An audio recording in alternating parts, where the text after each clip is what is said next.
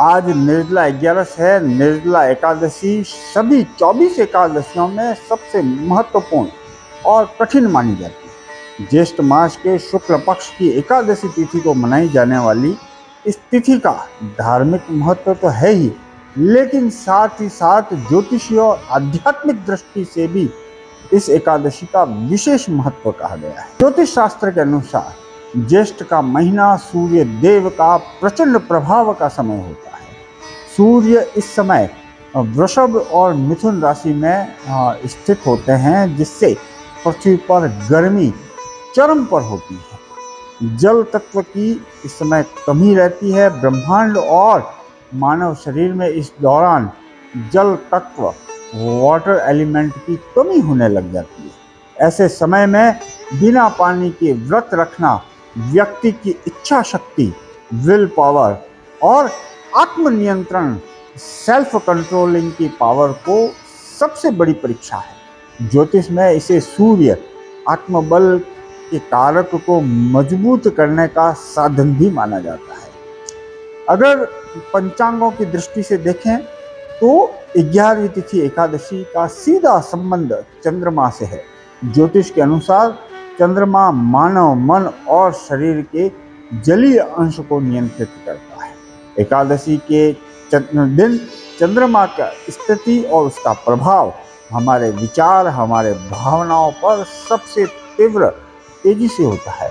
निर्जला व्रत रखने से शरीर का जलीय संतुलन और मानसिक चंचलता कहीं न कहीं नियंत्रित होती है। यह व्रत मन को शांत करने और चंद्र जनित दोषों जैसे मानसिक तनाव, अनिद्रा, घबराहट व मन को शांत करने में कहीं न कहीं मदद करता है। निर्जला एकादशी पर किए जाने वाले दान पुण्य से कुंडली में बड़े बड़े ग्रहों को शांत किया जा सकता है।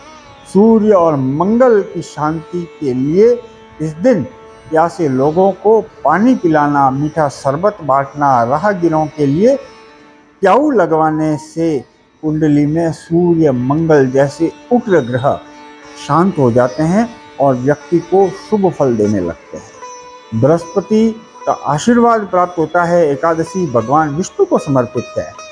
उन्हें ज्योतिष में जगत गुरु या बृहस्पति का प्रतीक माना जाता है। इस दिन पीले वस्त्र पहनना, पीले फलों जैसे आम का दान करना और विष्णु सहस्त्र नाम का पाठ करना, ओम नमो भगवते वासुदेवाय द्वादशाक्षरी विष्णु महामंत्र का जप करने से कुंडली में बृहस्पति ग्रह मजबूत होता है, जिससे भाग्य, ज्ञान और वैवाहिक जीवन में कहीं न कहीं सुधार आता है। ज्योतिष शास्त्र केवल ग्रहों तक सीमित नहीं है, यह ऊर्जा के संतुलन का विज्ञान है। कुंडलिनी और ऊर्जा का ऊर्ध्वगमन इस दिन होता है। निर्जला उपवास के दौरान जब शरीर को अन्न और जल नहीं मिलता तो शारीरिक ऊर्जा का क्षय रुक जाता है। यह समय ध्यान और मंत्र साधना के लिए सर्वोत्तम होता है, जिससे चक्रों को संतुलित करने में मदद मिलती है। नकारात्मक ऊर्जा, नेगेटिव एनर्जी से भी इस समय बचाव होता है। ज्येष्ठ मास की तपिश के दौरान इस कठिन व्रत को पूर्ण करने से व्यक्ति के भीतर संचित नकारात्मक कर्मों अर्थात पापों का नाश होने लगता है। सकारात्मक ऊर्जा, positive energy, positive vibration, positive aura का संचार होता है।